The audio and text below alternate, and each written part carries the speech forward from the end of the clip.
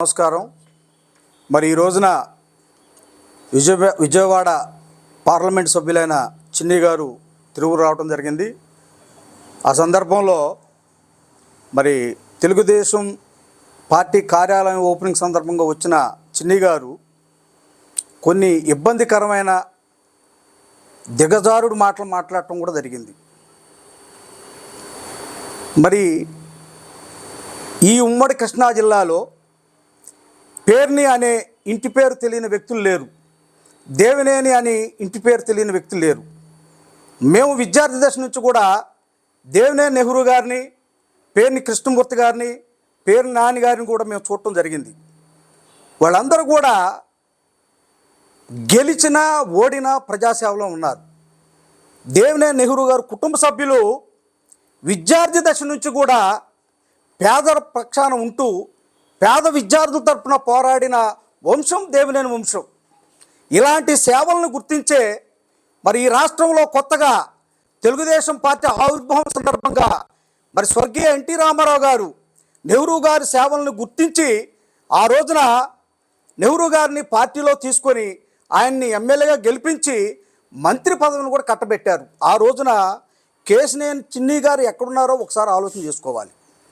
మరి ఆయన మీద అర్ధరహితమైన విమర్శలు చేశారు.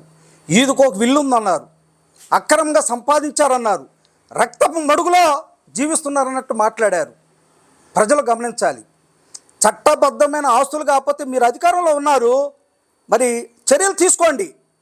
ప్రజల్ని మరి మభ్యపరచడానికి మరి మసిబూసి మారేడుకాయ చేసే మాటలు మాట్లాడడం అనేది మీ స్థాయికి తగిన మాటలు కావు. మరి 7 నియోజకవర్గాల్లో మీరు ఎంపీగా వ్యవహరిస్తున్నారు.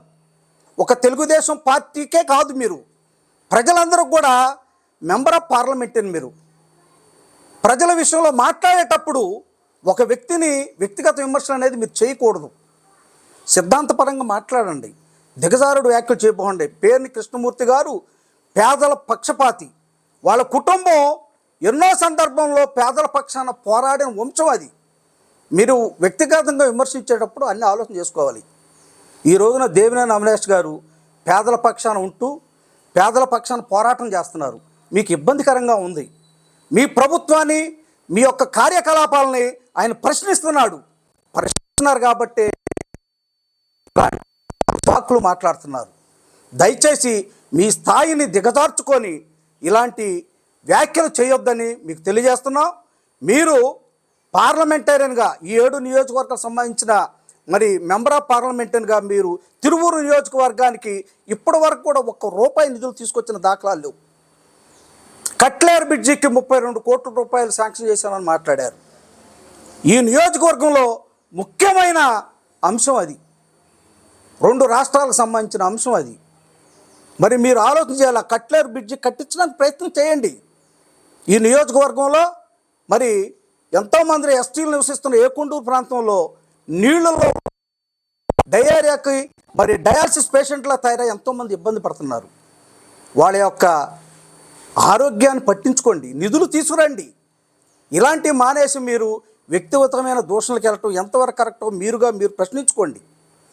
దయచేసి ఎప్పుడు కూడా ఇలాంటి దిగజారుడు వ్యాఖ్యలు చేయొద్దు. మళ్ళీ మేము మిమ్మల్ని విమర్శించే స్థాయికి మీరు రావద్దని ఈ సందర్భంగా తెలియజేస్తున్నాం. ఇంకొకసారి మా నాయకులను కానీ మా కార్యకర్తల విషయంలో కానీ మీరు అలాంటి వ్యాఖ్యలు చేస్తే సహించేది లేదని ఈ సందర్భంగా మిమ్మల్ని హెచ్చరిస్తున్నాం.